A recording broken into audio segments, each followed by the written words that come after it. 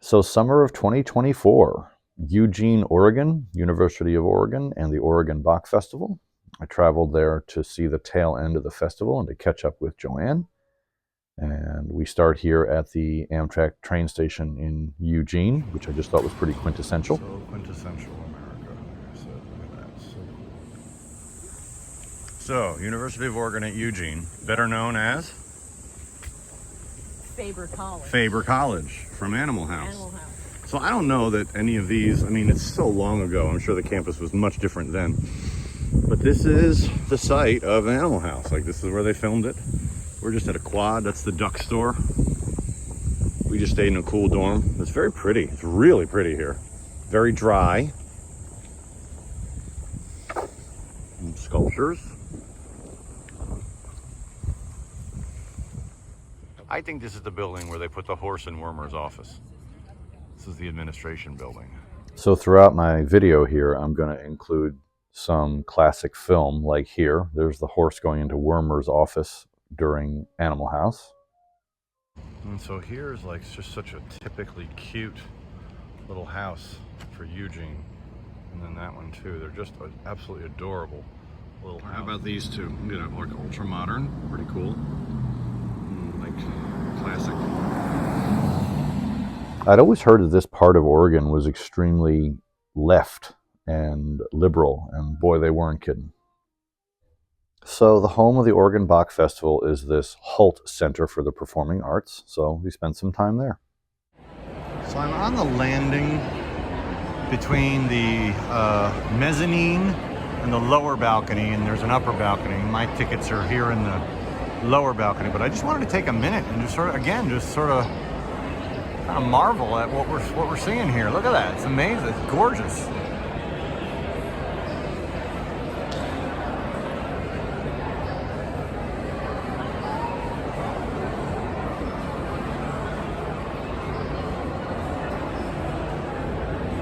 So yeah, there's all these like peaks and such in the building. I was out in that courtyard yesterday. It's the Willamette stops on either side of this plaza, and you can walk through it. So that's what's going on out there. Okay, enough marveling. And there's just like, it's like a nightclub. This is like the entryway. And you come in here. Look at that. It's really very nice. Whole thing.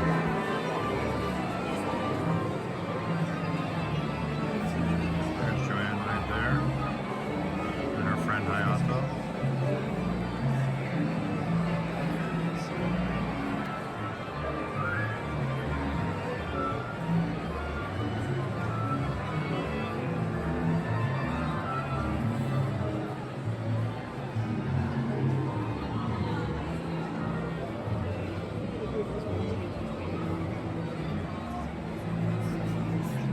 And here are some great stills of the orchestra and choir. Their big number on this bill was the Beethoven 9, and boy, it was a lovely, lovely performance. In fact, the gentleman I was sitting next to said this was only like the first or second time in his life he had ever heard it live, which was really, really neat to have that energy. So we're on intermission right now, and it was a very powerful first half. What I did want to say is how nice these seats are. Look at how nice those seats are. They're pretty high backed. I was extremely comfortable the whole time. Legroom was a little bit at a minimum. However, it was satisfactory, I have to say. And considering it's a balcony level, probably less expensive ticket, balcony level, I got to hand it to them. This is a really nice theater. And it's got this like, it's almost like ribbon sort of faux ceiling. Clearly it's hiding all the electrical gizmos and doodads that are back there and piping and all that. But yeah, what a beautiful facade this room has. And then it sort of goes to the theater setup, but the stage setup. This is beautiful. What a beautiful space. It's so nice to hear a concert here. So what building is this? It's the Normal Unfake Junior Hall.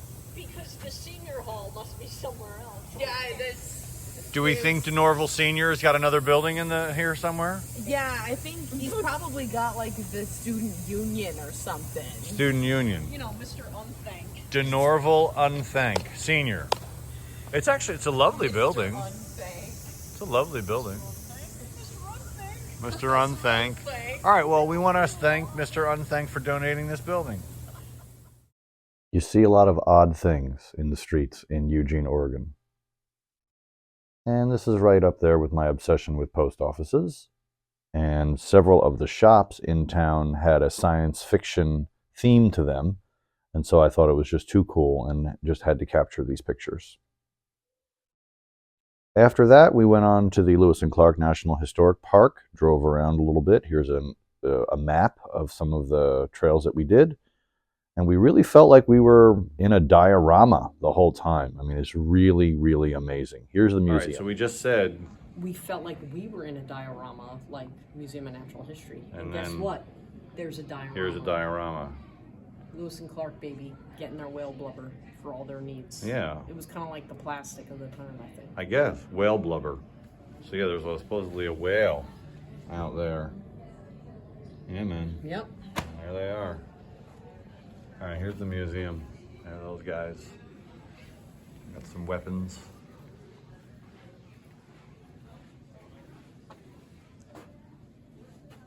Some weapons. Some muskets.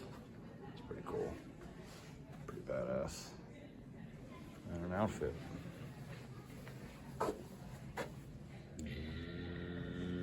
It's the outfit. I guess so. Looks pretty uncomfortable. Moccarsons. Yeah, a moccarsons. Moccarsons.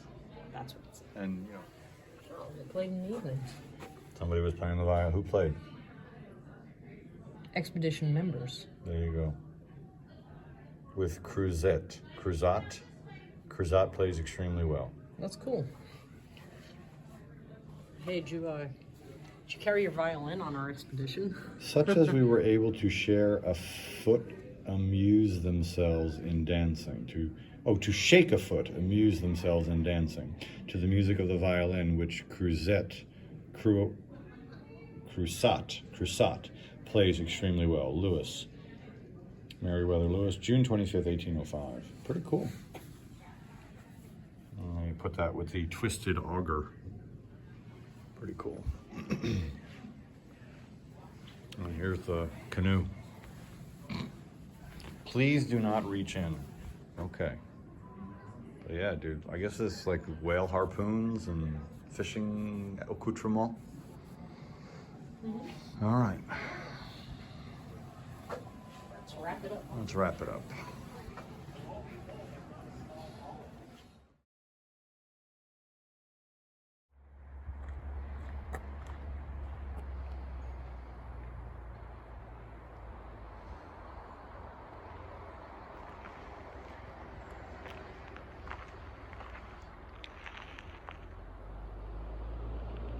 Yeah, it looks like some sort of artificial backdrop.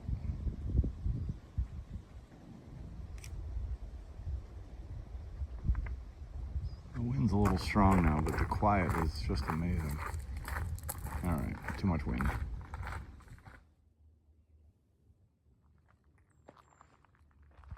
So I feel like the diorama effect is really increased and really present here by the amount of ferns and greenery and vines and such growing on the trees.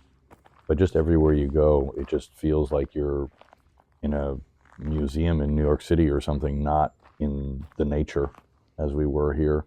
It's an amazing experience being out in the Pacific Northwest, my first time, but just beautiful all around.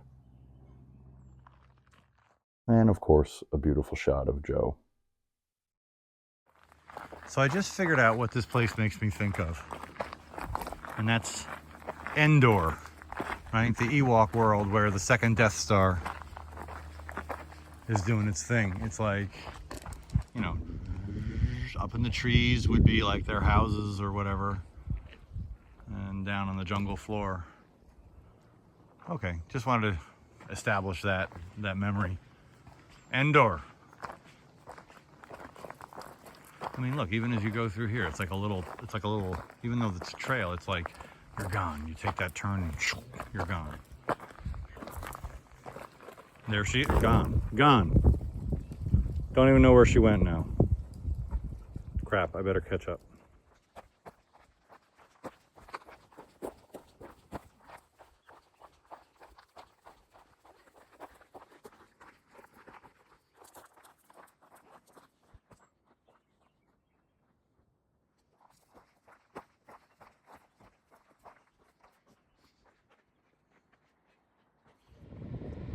So after a fairly cool hike, we drove the rest of the way to the coast, and look at the size of these beaches.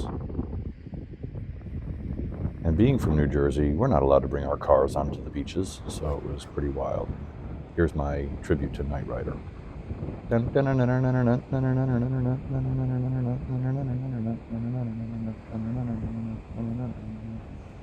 Michael Knight, a shadowy figure. Anyway, moving on from Knight Rider, there's a little pano, and then a couple of selfies with me and my lovely wife, or better yet, make that one selfie. And then we begin our movie tour of the Goonies. Check out this site where all this Goonies stuff was filmed. It looks like also Twilight was filmed here, Kindergarten Cop, and Point Break. I'm not too familiar with those other three films, but boy, do I know the Goonies. And this is the site where I think little Mikey matches up the skeleton head key and says, boys, I think we have a match. I'm going to talk more about this a little later. But in the meantime, a couple of selfies here again, Joe and me, looking good on this same little area bay, Ecola Bay or whatever that was. So I have one question for you. Yes. And that is, what are we going to do about the log jam? I've never seen such a log jam. For reals. Yeah. Yeah. Somehow we got to clear this log jam. I'm gonna get to it. There's the beach. There is sand. There's sand, yeah. And then out here, looks like we're about to go down onto the beach. So before we do that, this is our last height picture. But yeah, you're looking at the richest people in Astoria. That's for sure. Joanne did a little bit of sloth before. She didn't want to, but Chunk goes up to Sloth and he goes, Sloth, you're gonna live with me now. And he's like, oh, I love you, Chunk. There you go. Expertly played. We were just up there at that overlook. Beautiful. And then we hiked, walked, whatever, a couple feet, down this trail. And look at all those rocks on the beach. The sand is lovely. It's like powdery, kind of almost whitish.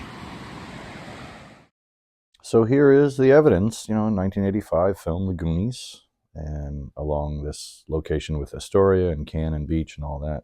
This is where the Fratelli's hideout was and where they do all the coastal filming. So we're going to have to watch it again. I mean, it's been 100 years since we've seen the movie. May have to watch it tonight. The Goonies. We have to watch it tonight, Joanne. But I mean, isn't that we're like, guys, I think we have a match when, and this is supposedly where the Fratelli's hideout was constructed, up here or somewhere in this park, which is kind of fun. All right, Joe. Hey, you guys! And maybe they got out to that lighthouse there or something, or jump in the water or whatever. But yeah, this is great fun. What a great fun. This is like the end of some little visual trail thingy or whatever. But it's beautiful here. Yeah. We could run from the Fratelli's here. Yes. Well, But we really have to get into the basement of their restaurant in order to go find that was really a set, though. That really the wasn't. one-eyed Willie treasure. Yeah. Guys, think we have a match. I will be honest. One of the scenes that inspired me to play the organ is the scene where the girlfriend has to play the chords to figure all that out. Yeah, sure. Yeah. I was like, if I was one of the Goonies, I would be the guy who figured that out. I would want to be that guy. I totally get it. Sort of like the Mr. Spock of the group or something. Although that was like the guy Data. Anyway, all right. Signing off from the beautiful green state of Oregon. So here we are back in Cannon Beach. They have these historic hotels and such here. Cannon Beach Hotel. We were in one of the pubs here and saw this written on the board. Thought that was really cool. And more historic sites and such. And then here is Haystack Rock.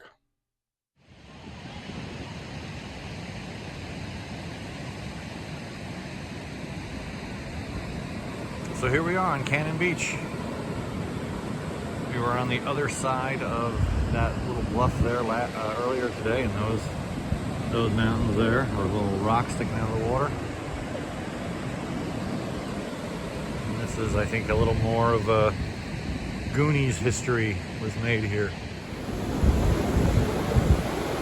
Holy Mary, Mother of God! Holy Mary, Mother of God! It's One-Eyed Willie's ship! It is One-Eyed Willie's ship, and you know, there'll be no more signing today or ever again. There'll be no more signings today or ever again. You're home safe. Water! Because you're home safe, and that makes us the richest people in Astoria. And then, like, the bad guy, we gotta get their names. The Fratellis? No. Oh. No, the Fratellis are the bad guys. This is the guy who's trying to take their house. Oh, right, the rich The people. rich people, and he goes, or brand, or whatever it is. He goes, You're looking at the richest people in Astoria. Now sign it. that's when they Ay, Dios and mío. Corey Haim figures out, don't sign it! And life goes on. He thinks no pen, no pen. right, no sign. No sign. He figures it out.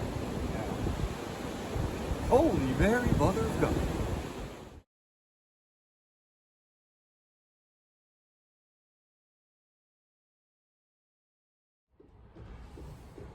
So here's where we stayed. Nice tall ceiling. Little nook out there. Living room. Kitchen area. Pretty cool. And then it has a little bedroom. And a bathroom. So that was our place. Or this is our place, I should say. And it is the Harrison Inn. Blue Sky Suite. I just thought their speed limit signs were kind of unique and cool. You're sporting your new hat. I am. And yesterday it was all socked in. But today, pretty clear, yeah.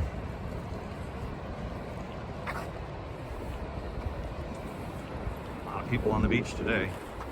But yeah, I mean, the beach just goes. It's very flat. It's very fine. So, like where the water hits it, it's very it gets compacted pretty good. Easy to walk on when you get out to that wet part. But yeah, and it looks like mountains, right? Those look like mountains over there, but those are just clouds, right? That's just, as I've learned my new vocabulary word, the marine layer. Exactly, that's the marine layer out there. So it looks like we're surrounded by these big mountains, but it's really just clouds. May or may not burn off. So we were down here last night. This is Cannon Beach, Oregon. Beautiful.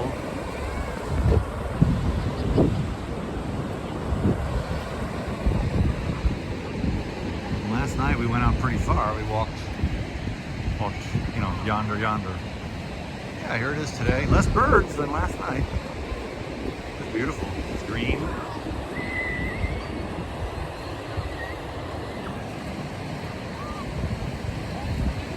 And then from Cannon Beach, we moved on to Seaside, Oregon.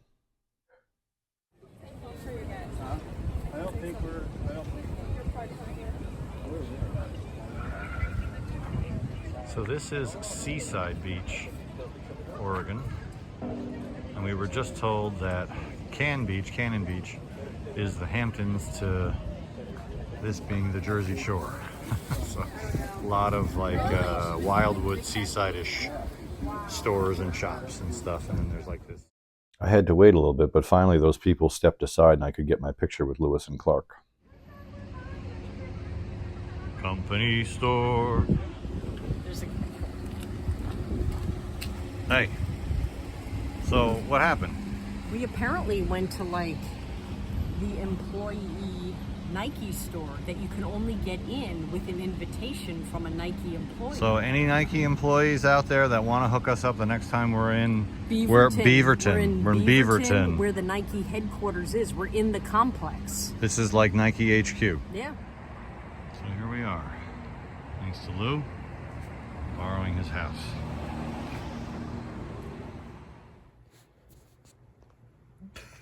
This is Eugene. This is Eugene. Yeah, he's like in the bags and the shoes. And how you doing, buddy? Okay, yeah. Yeah. You gonna sit? You just want to be petted. That's how he rolls. He's purring. Oh. It's very nice. He's extremely friendly. Walked right up to us. Oh, dude, he's like rubbing himself on my foot. Yeah. Hi. How are you? Oh. He's awesome. All right, he's awesome. All right. Party just got more interesting. Oh, hi, Eugene. Oh. Can you not walk on her stuff so there's not hair all over her stuff? Yeah, come on. You could stay. It's all right. You can hang out. Yeah. Would you like to come in too, Parker? He's coming down, I think. Look out. There you go. Okay. Hi, Parker. Do you want to come in? You can come in too, you know. Oh, sandpaper tongue just licked my foot. Oh, really? Yeah. That's nice. Nice sandpaper tongue. Nice sandpaper tongue. I mentioned before the liberal nature and accepting nature of this area. This is modern hairstyling. College contour. And yet, in the same town, Executive look at all these different hairstyles you can get. Professional. Hollywood. When I had hair, Interesting.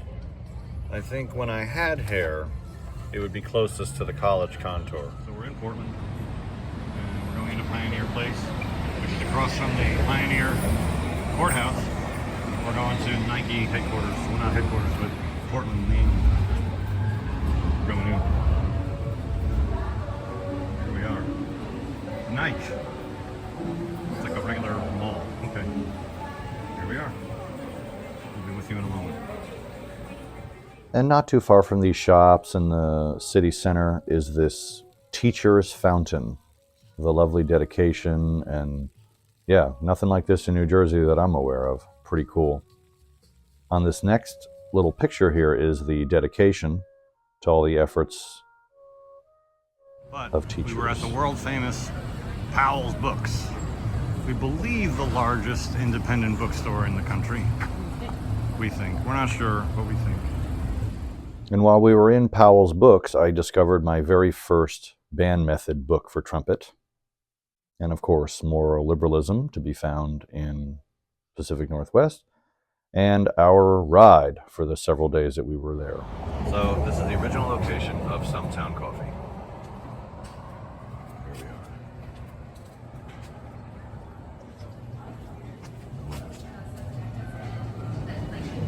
Very exciting.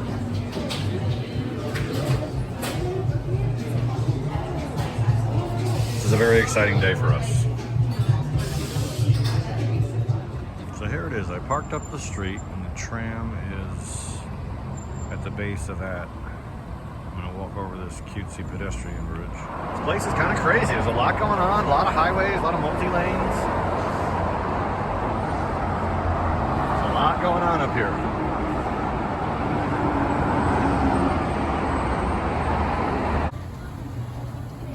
Here's where you get your ticket.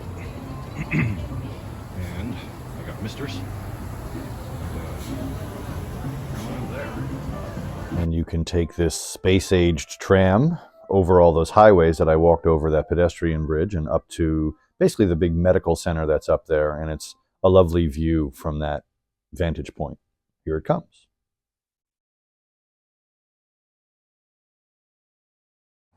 So they say Oregon is an ideal climate for roses and berries. So this is what happens if you let a blueberry go and go and go. It becomes a blueberry tree. It's a blueberry tree. Never seen such a thing. And it's just randomly on like, I don't know, like 68th Avenue here in Northeast Portland. So funny.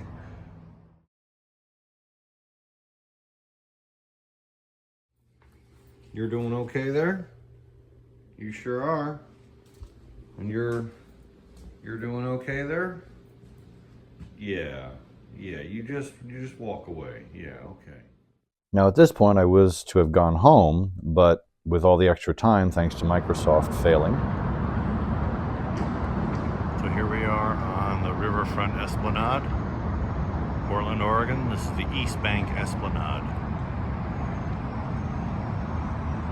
I'm going to take a walk all the way up to Steel Bridge, which is... And of course, everyone thinks it's the Willamette River, but of course, the locals pronounce it Willamette, and heard that several times throughout my trip there. And these bridges are what it's all about, right? It's all about steel and girders and structure and, you know, Morrison Bridge and all that good stuff. So just one bridge after another here.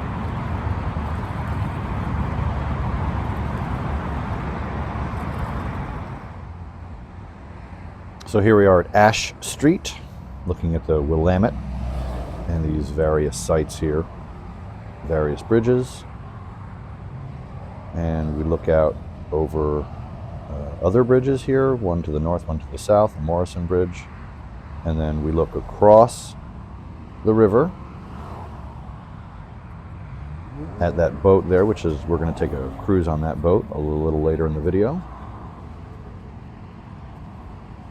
And of course, we're going to head to the here we are. walkway. This is the end of the ramp that gets you down to the walkway. I'm under the Burnside Bridge here, which is quite, you know, just impressive. You know, obviously engineering. There's a walkway, stairwell to get you up there if you want to cross using that bridge. My goal is the Steel Bridge, that one over there. That's the one I want to cross. And we're getting closer and closer to the Steel Bridge. It's very picturesque, probably the most picturesque of all the bridges. It takes the upper level for trains and cars, and pedestrians can just sort of walk across at the water level. Pretty exciting. You're going to see us go over it in a little bit.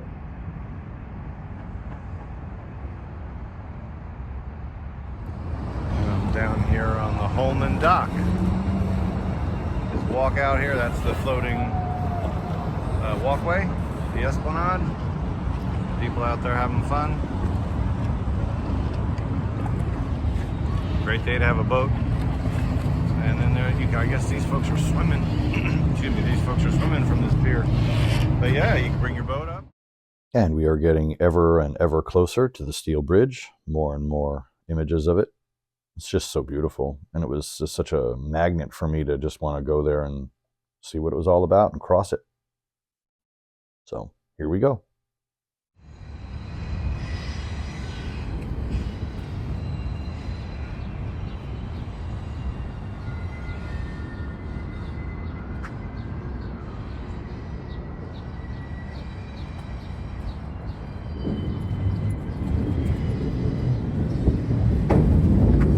Someone had jokingly put up some of these signs as we go.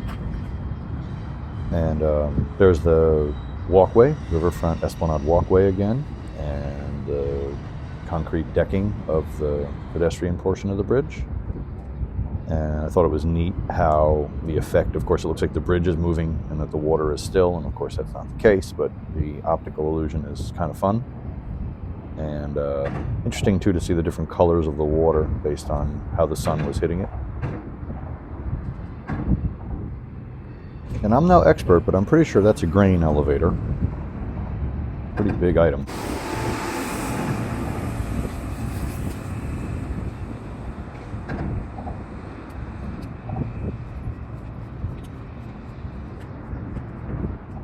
And once I reached the other side, here's some images from the other side, of course, but my goal was to reach the Columbia headquarters store. So here it is. And on the way back... So a book I enjoy very much is a book by William Shatner called his Star Trek Memories. And the summer of 1969, Bill Shatner spent in the theater. And he bought one of these, a Chevy pickup that he calls a warhorse in the book. And it had a camper like this that had the freestanding legs like this. And you pull up, extend the legs, and then drive the truck out, and you have your own freestanding hovel, as he calls it. And I just have to say, it's a pretty cool thing. Telescopic camper. It raises and lowers. It's pretty cool. Just want to show the respect for this great beast. More random and unfortunate signage. So I'm at the East Glisan, Glisan, Pizza Lounge in Portland. And I have ordered the Detroit style with basil on top. And I have ordered their regular thin crust. I don't think I can eat all of this, but I'm going to give a review. And incidentally, I was looking at their setup here. So they do have hot pepper, as we do at back home. And this is, I had to ask, this is their hot oil. This is salt, that's some sort of Tabasco or chili sauce or whatever, and of course pepper. So I asked for garlic powder, so she's working on it. The bartender is working on it. But yeah, this is a fun place. They've actually got Fletch playing on a TV screen that I'm just loving right now. And yeah, place got a lot of character. It's a great old bar. So here I am. I have my Detroit style or Sicilian style and my regular style pizzas. I have my garlic powder. Oh, that's kind of a lot, but we're going to make that work. And we'll do a little hot pepper. And we're going to go for the easier one that's probably cooler, which is the thin crust. And here we are.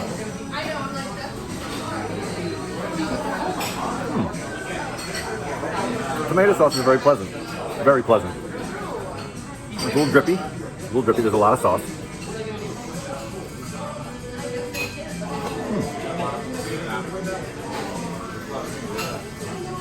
That's a good slice.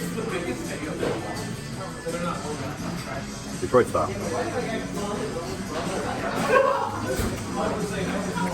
That's nice. That's a really nice piece of pizza. Wow. Try the crust here.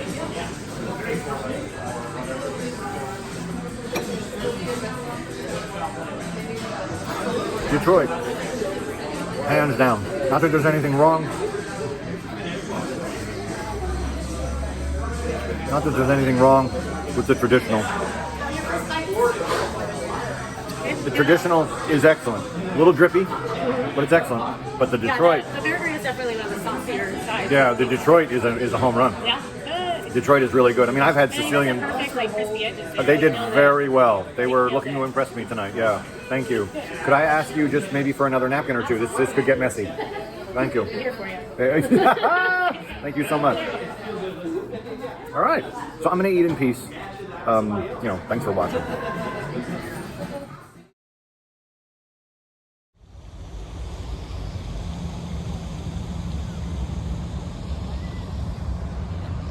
And this is that stern paddler we saw from the other side the day before.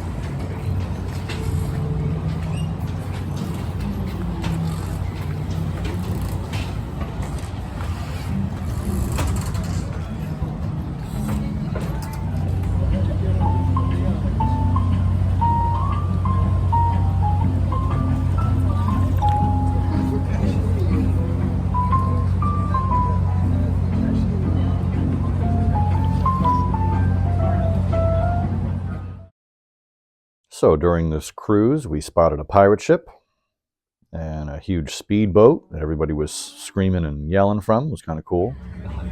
And then the pedestrian crossing.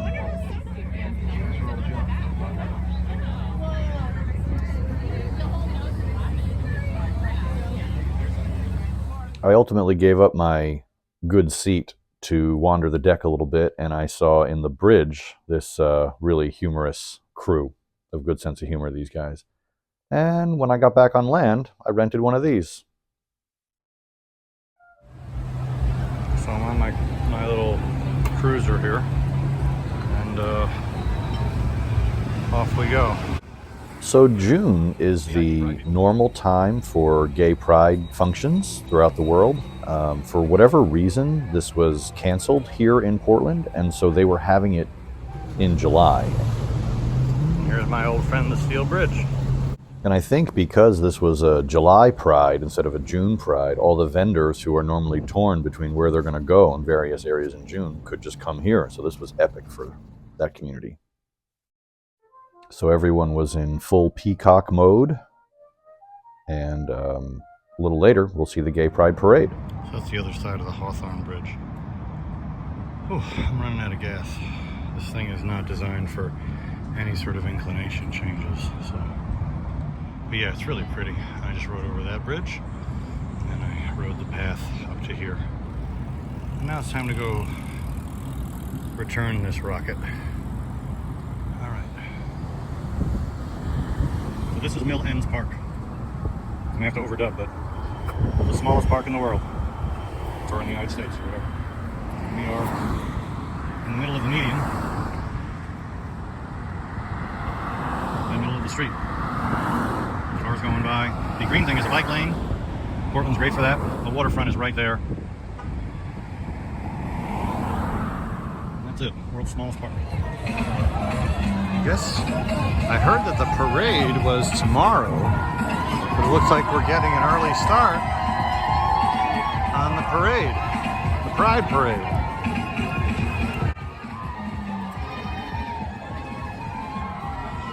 I feel rather fortunate to be here. Something to see. I've been in lots of parades, but I've never been to a Pride Parade, other than I think I got stuck in one in Munich in 2016 or so, when I was working for AMA. But yeah, here's your 1 minute of Pride Parade. Sorry I didn't get it from the front, but I'm moving as fast as I can without running.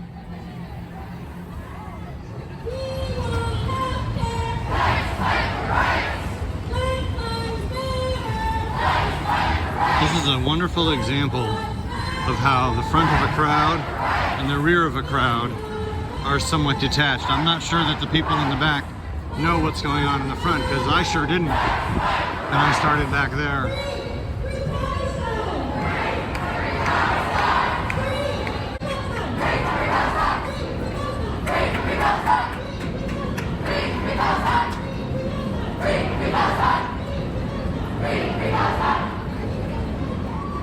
So for my final night in town, I decided to go to one of the more swanky restaurants in town and get a panoramic view of the city.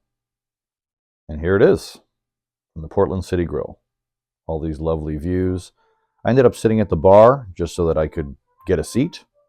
But yeah, wonderful views. It was just a wonderful occasion to be up there and see everything that I had been looking at all day from this different perspective.